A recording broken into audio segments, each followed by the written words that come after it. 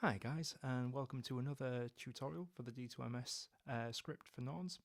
This one's going to be a bit of a long one because we're going to be looking at proxy trigs, which are one of the more interesting but also complicated components of our script.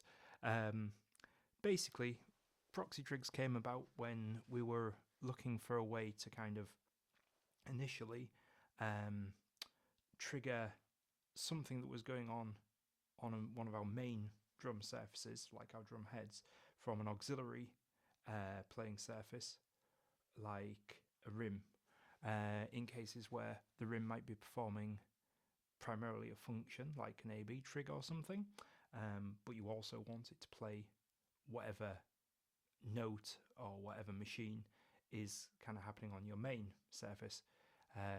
The initial thought was basically that if, for instance, you had a gesture that you were normally going around the drum and sort of hitting on, for instance, I use my floor tom to change to the next note, to advance the note. But in situations where I was wanting to also perform an A-B trig or fill trig or something, I was kind of having to hit the rim and then very quickly hit the main playing surface, which would do my note advancement. Otherwise, I would kind of find myself getting out of sync with what I was trying to do.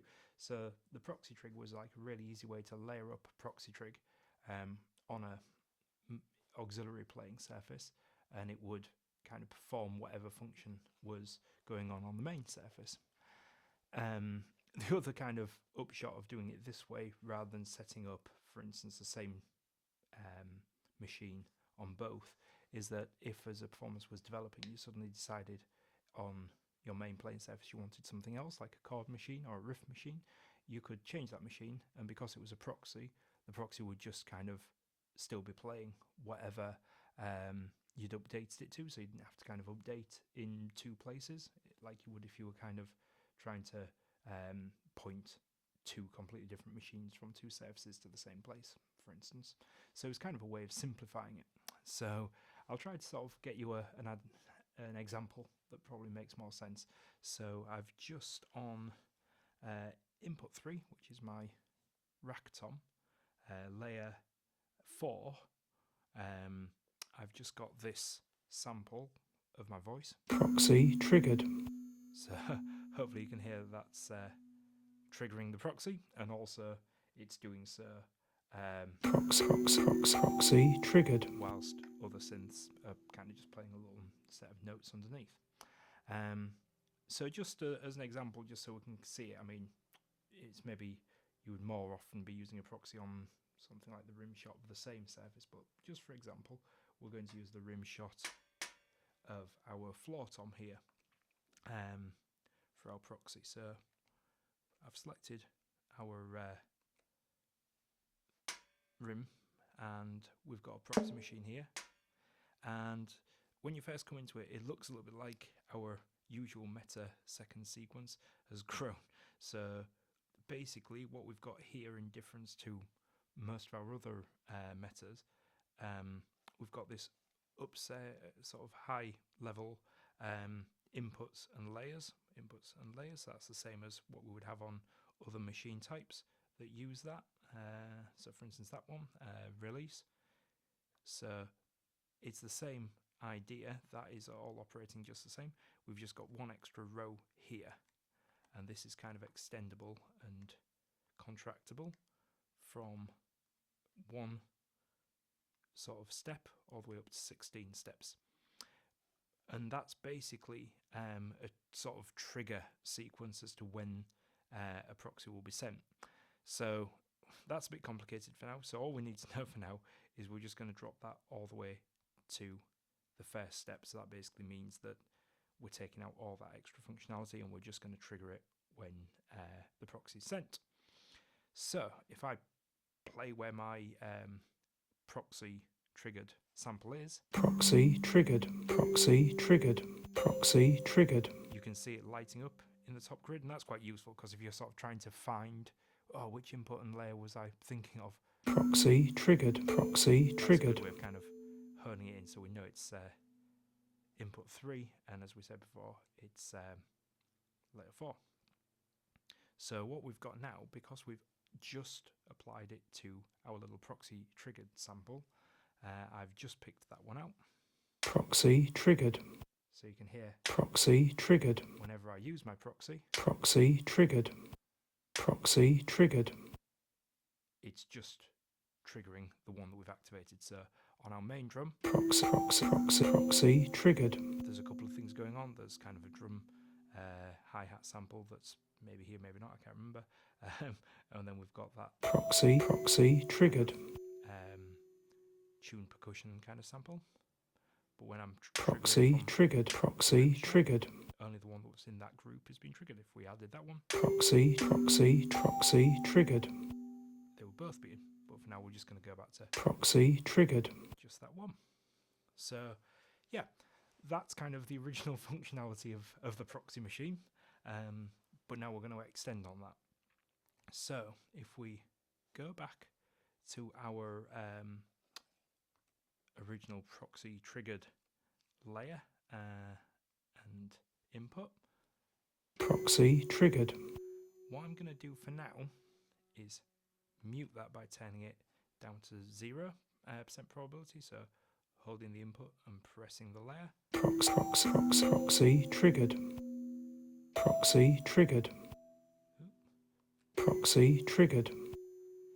Why is that still doing that? Bear with me. Proxy triggered. Proxy triggered. Proxy triggered. Proxy triggered. Oh, I think it's ironically because we've set up a proxy. Right, sorry. So yeah, I kind of got ahead of myself there. So the first step of what I was trying to achieve was turning off the sort of original underlying version that's playing through, so it's no longer playing. And then I wanted to go into our trigs context and go to the same layer and basically create a proxy trig there that is going to that proxy. Proxy triggered. So basically, although that sort of sounds a bit convoluted, what we're doing is we're stopping the machine from playing by default. So now it only plays when it's playing through the proxy trig.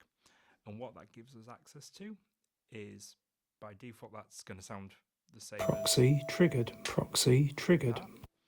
But now if we go to this sort of step counter, and you'll see that the little high marker is at the end of the sequence, and I can use this button here in the meta that says process first step, that lets you pick whether or not you're firing that off at the start or the end of this sequence. I'm just going to move that to the end. What we'll find now is when I hit our surface that previously was saying proxy triggered, nothing happens, but a light lights up in that sequence. And I hit it a second time, and another light lights up. And a third time, another light lights up. And then when I hit it the fourth time, and we hit the highlight, Proxy triggered.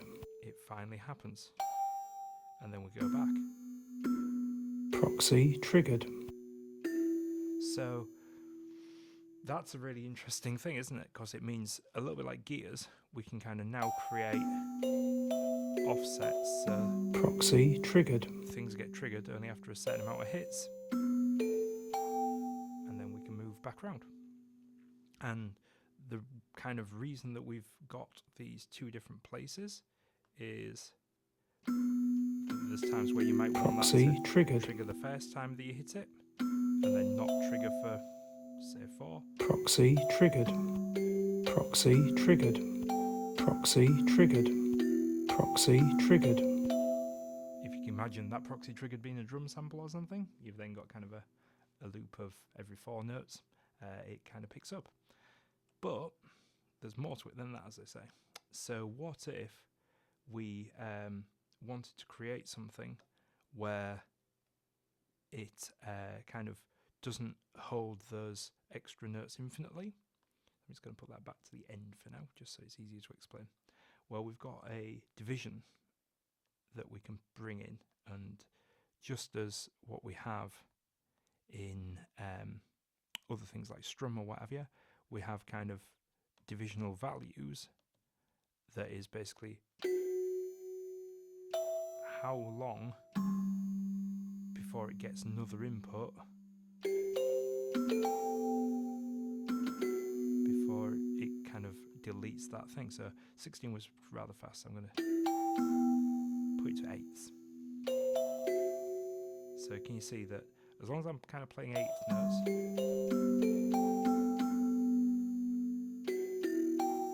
if I'm playing slower, then so we'll just make sure I'm kind of 1, 2, 3, 4.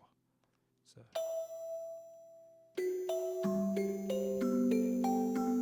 as long as I'm playing faster than the eighth note setting. Proxy triggered. Proxy triggered. Proxy triggered. I eventually reach the point where that's triggered. But as long, if I'm only playing single notes,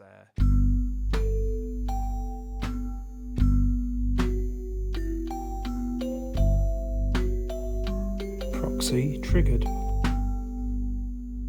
so that's kind of how that works. And again, it's just a case of either tapping tempo and getting a division very precisely, or as I often do, just kind of eyeballing it until you get to a point where you're starting to see things, you're playing fast enough.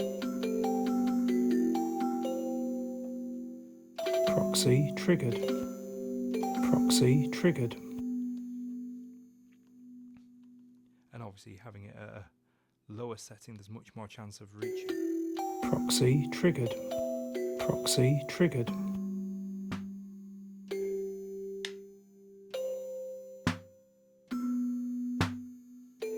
Proxy triggered. So yeah, I hope that kind of makes sense. So having the note at the end is great for when you want to kind of suppress an action from happening until you do something essentially like a drum roll to kind of build up to that. But the sort of mirror of that as a usage case is if we bring that to the front, it means that we can then play stuff after that for a long time, like a drum roll essentially, without it. If you imagine if this was pointed to your advanced machine, and your advanced machine was on your floor tom, advancing your kick drum, for instance, you could then, once you've actioned that and it's moved forward one using the first step, you can then continue to kind of solo on that and play more notes, and it isn't going to re-trigger it. So for instance on this one, it's going to trigger on the very first hit, and then I can kind of carry on playing my melody, and as long as I don't go as long as I don't wait for too long, it's going to like allow me to kind of keep soloing on that. So Proxy triggered. Proxy triggered. maybe we'll just make that clear a little bit faster. Proxy triggered. Proxy triggered. Proxy triggered. Proxy triggered. Yeah, so that's that one.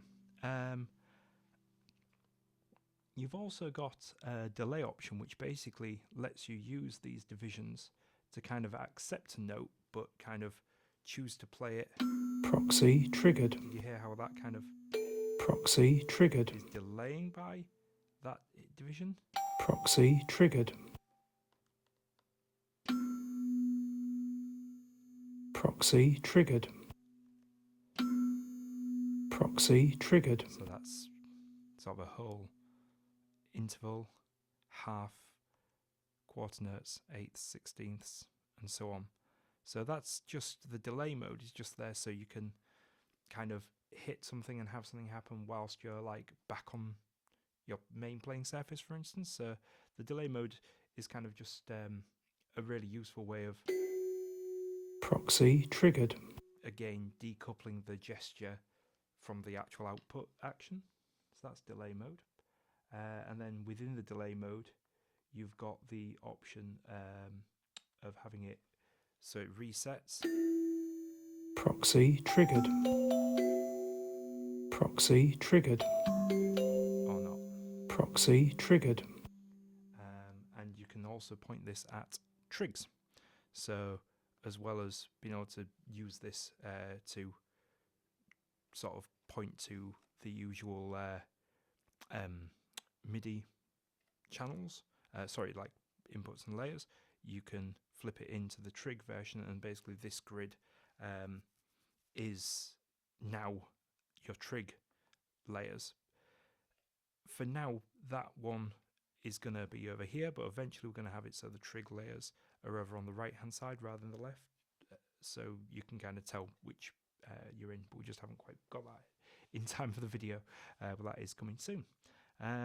Yeah, so then just as a final sort of example of what we're doing, I'm just going to go to here, and that's sort of a more musical example.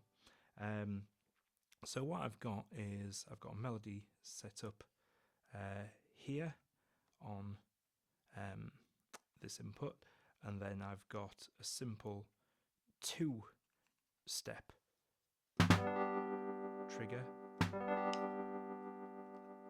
There we are, that's the actual correct proxy trig. Got a few too many open there. So yeah, so basically I've just got one step that's not a trigger, then I've got the second one that is a trigger, and I've got a division to 16th. So basically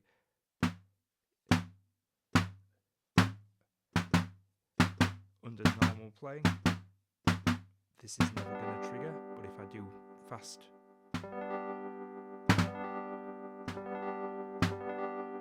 grace notes, it comes out.